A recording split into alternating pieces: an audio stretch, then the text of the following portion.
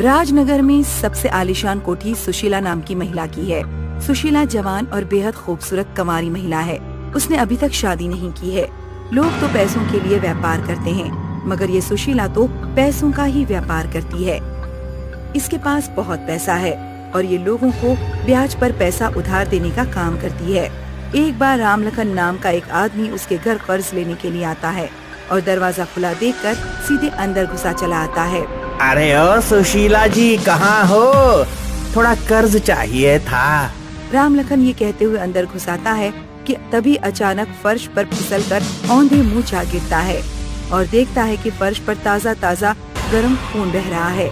खून देखकर रामलखन की चीख निकल जाती है। खून खून, बचाओ बचाओ, खून खून। रामलखन के इस तरह से चीखने के साथ ही एक चुड़ैल उसके सामने आकर खड़ी हो जाती है। रामलखन उसे आश्चर्य से देखते हुए कांपने लगता है। सुशीला जी, आप चुड़ैल चुड़ैल चुड़ैल। तूने सही पहचाना, मैं चुड़ैल ही हूँ, पर मेरा असली रूप देखकर तूने अच्छा नहीं किया। मुझे माफ कर दो, मैं तुम्हारे बारे में किसी से कुछ नहीं बताऊंगा। मैं जा रहा हूँ। जा, पर आज के बाद तू किसी भी काम का नहीं रहेगा, रामलखन। चुड़ैल जैसे ही हंसती है, ठीक वैसे फर्श से खून गायब हो जाता है और रामलखन वहाँ से उठकर अपने घर की तरफ भाग लेता है। पर फिर कुछ ही दूर जाकर किसी से टकराकर नीचे जमीन पर गिर पड़ता है और ऊपर देखता है तो फिर से चीख उठता है। तुम मुझे बख्श दो। मैं कभी भूल कर तुम्हारे घर के अंदर नहीं घुसूंगा। मुझे माफ कर दो। हाँ, पैसा नहीं लेगा क्या? नहीं, मुझे जाने दो, मुझे पैसा भी नहीं चाहिए। तो जा भाग, जा अपने घर तक। बीच रास्ते में कहीं मत रुकना, वरना मुझसे नहीं बच पाएगा। उसके बाद तो रामलखन सिर पर पैर रखकर भाग जाता है और फिर घर जाकर ही सांस लेता है, मगर वहाँ पहुँचते ही उसके हाथों और जबान को पूरी तरह से लकवा मार जाता है। न बोल पाता है और न हाथों की उंगलियों तक को हिला पाता है। इस तरह रामलखन चलता फिरता बुत बनकर रह जाता है। घर वाले उसकी यह हालत देखकर रोने चिल्लाने लगते हैं। हे भगवान, इन्हें ये क्या हुआ? जबान खोल रही है और न हाथ चल रहे हैं। ये क्या हो गया इन्हें? रामलखन की हालत देखकर उसकी पत्नी विलाप कर रही होती है कि तभी सुशीला की कार उनके घर के सामने आकर रुकती है और उसमें से सुशीला उतरकर घर के अंदर जाती है। सुशीला को देखते ही रामलखन का सारा शरीर कांपने लगता है। अरे क्या हुआ चाची, इस तरह रो क्यों रही हो? देखो देखो न, इनको क्या हो गया है। न तो बोल पा रहे हैं और न ही हाथों को उठा पा रहे हैं। लगता है चाचा जी को लकवा मार गया है, पर कैसे? ये तो भगवान ही जाने। कांप तो अभी भी ऐसे रहे हैं जैसे किसी भूत प्रेत या चुड़ैल को देख लिया हो। लग तो मुझे भी ऐसा ही रहा है। चाची ये लो, कुछ पैसा रख लो और इनका इलाज कराओ। उस दिन के बाद गांव में रामलखन जैसे अपाहिज लोगों की संख्या दिन प्रतिदिन बढ़ने लगती है। जो भी सुशीला का असली रूप देख लेता है, उसका वो ऐसा ही हाल कर देती है और फिर घर वालों को इलाज के नाम पर कुछ पैसे थमा देती है ताकि कोई उस पर शक न करे। इसके साथ ही सुशीला के मन में पैसों का लालच भी बढ़ता जाता है। उसके घर में नोटों के ढेर लगे होने के बावजूद वो नोटों के लिए तड़पती रहती है। नोट ही नोट, नए नए करारे करारे नोट। मैं पैसे वाली चुड़ैल मैं पैसे वाली चुड़ैल। इस तरह कुछ दिन बीत जाते हैं और सुशीला यानी पैसे वाली चुड़ैल घर में पैसा जमा करने में लगी रहती है। साथ ही गांव में उसके कारण अपाहिज लोगों की संख्या बढ़ती जाती है। लोग इसे कुदरत का प्रकोप या किसी रहस्यमय बीमारी का असर समझकर घबरा जाते हैं और फिर इसके समाधान की बात सोचकर गांव के सरपंच से मिलने जाते हैं। भाई, है तो गंभीर समस्या। ऐसा ही रहा तो ये बीमारी सारे गांव को ही अपाहिज बना देगी। सरपंच जी, इसका तो कोई ना कोई समाधान करना ही पड़ेगा। किसी डॉक्टर को गांव में बुलाकर इन सब लोगों को दिखाना चाहिए। मेरा भांजा अविनाश बहुत बड़ा डॉक्टर है। मैं आज ही उसे फोन कर देता हूँ, कल तक वो गांव पहुँच जाएगा। फिर गांव वालों की सलाह लेकर सरपंच अपने भांजे अविनाश को फोन करके गांव में बुला लेते हैं। अविनाश के गांव में आने की खबर पाते ही सुशीला सावधान हो जाती है और उसे ही अपना निशाना बनाने का फैसला करती है। फिर जैसे ही रात होती है तो अविनाश के कमरे में कहर बरपने लगता है। खिड़की अपने आप खुल जाती है और बिजली गुल हो जाती है। इसके साथ चुड़ैल उसे आवाज देते हुए कहती है, डॉक्टर बाबू, ओ डॉक्टर बाबू, जरा अपने आसपास तो देखो।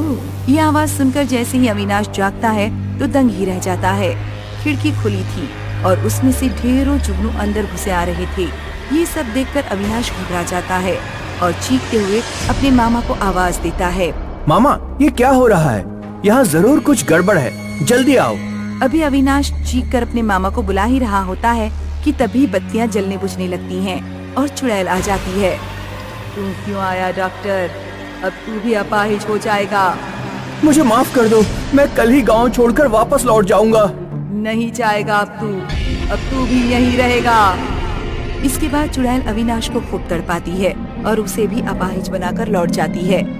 सुबह अविनाश को इस हालत में देखकर सरपंच और गांव वाले दुविधा में पड़ जाते हैं और उसकी हालत के बारे में बातचीत कर ही रहे होते हैं कि तभी सुशीला भी वहां आ जाती है। अरे सरपंच जी, क्या हुआ आपके भांजे को? ये तो लोगों का इलाज करने आया था, खुद ही मरीज बन बैठा। क्या करें सुशीला जी, ना जाने गांव में कौन सी बला घुस आई है, कुछ समझ में नहीं आ रहा। जो समझ में ना आए उसके बारे में ज्यादा मत सोचो। अच्छा मैं चलती हूँ, इन डॉक्टर का ख्याल रखना। सुशीला की इस तरह की बातें सुनकर सरपंच को उस पर शक हो जाता है और फिर सरपंच कुछ गांव वालों को लेकर रात होते ही उसकी कोठी में घुस जाता है और देखता है कि सुशीला सचमुच ही चुड़ैल है और अपनी कोठी में उसने नोटों के ढेर जमा कर रखे हैं। जब सरपंच उसके घर में घुसता है तब वो चुड़ैल का रूप लेकर नोटों से खेल रही होती है, मगर उन्हें देखते ही क्रोध में भर जाती है और उन्हें भी अपना शिकार बनाने की कोशिश करती है। अब तो तेरी असलियत सामने आ गई, पैसों वाली चुड़ैल।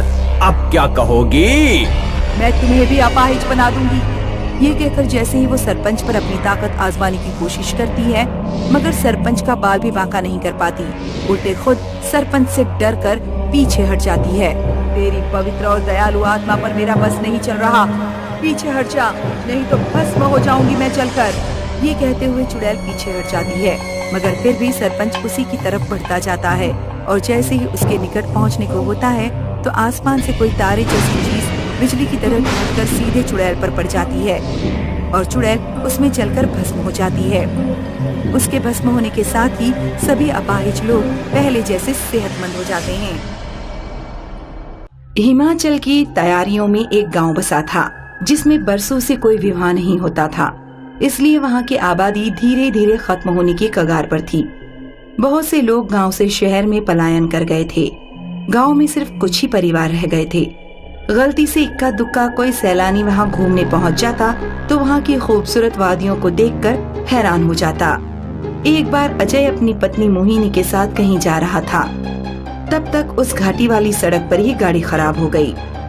गाड़ी यहीं छोड़कर आगे चलकर देखें, शायद कुछ खाने पीने को मिल जाए। बहुत देर तक भटकने के बाद उन्हें एक घर दिखाई पड़ा। इस गांव की खूबसूरती और हरियाली देखते ही बनती है, दिल खुश हो गया।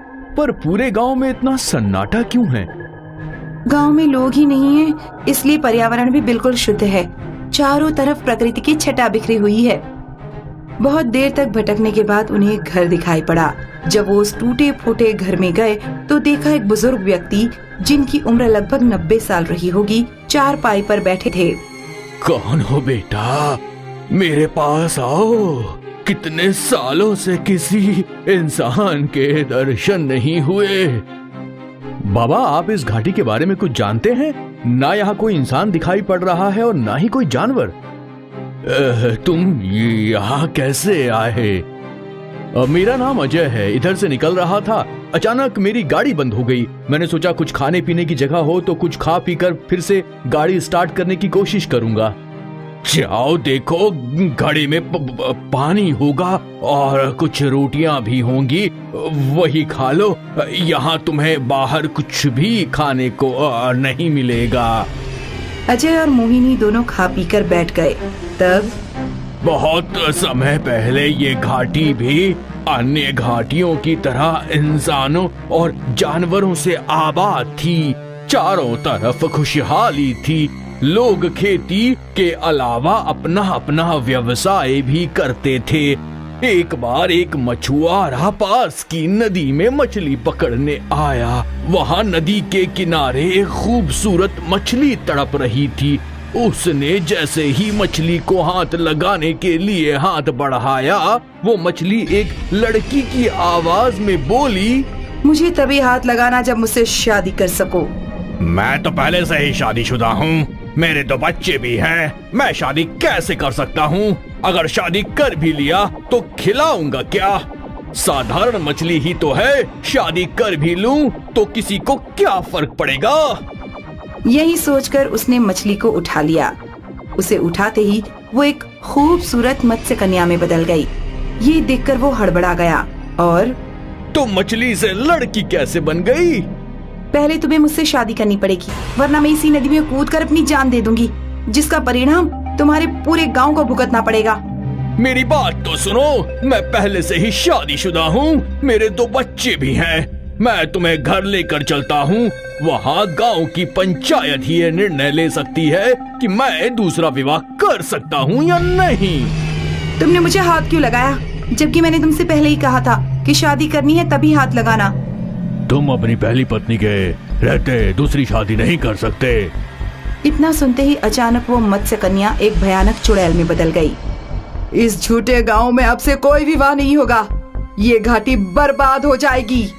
चुड़ैल के ये कहते ही अचानक बिजली चमकी और वो आकाश में उड़ गई। किसी को कुछ भी समझ में नहीं आया। उपाय तो है पर बहुत कठिन है। क्या उपाय बताया था उसने? उसके लिए किसी को घने जंगलों में जाकर वहां बने एक जलाशय में रहने वाली सभी मछलियों को पूरे 1 साल तक आटे की गोलियां खिलानी होंगी। 1 साल पूरे होने पर वही चुड़ैल आएगी, तभी इस घाटी को शाप मुक्त कर पाएगी। कभी किसी ने कोशिश नहीं की? हर साल इस घाटी से कोई न कोई वहां जाता है, पर 1 साल पूरा होने से पहले ही लौट आता है। इस बार एक महात्मा जी आए थे और उन्होंने कहा था कि मैं आप सबको इस बात का आश्वासन देता हूँ कि मैं इस गांव को शाप मुक्त करवाकर ही छोड़ूंगा। उस बात को भी 1 साल हो गया है, उनका समय भी पूरा हो गया है। देखो, ईश्वर ने चाहा तो हमारा गांव भी पहले की तरह ही फिर से गुलजार हो जाएगा। अभी लोग वहाँ बैठे ही थे। ऐसा लगा जैसे बहुत से लोगों की आवाज आ रही है। अजय बाहर गया तो देखा एक महात्मा जी रथ पर बैठकर आ रहे थे और उनके पीछे पीछे पूरी भीड़ थी। सब लोग महात्मा जी की जय जयकार का नारा लगा रहे थे, जो कि आस पड़ोस की घाटी वाले लोग थे।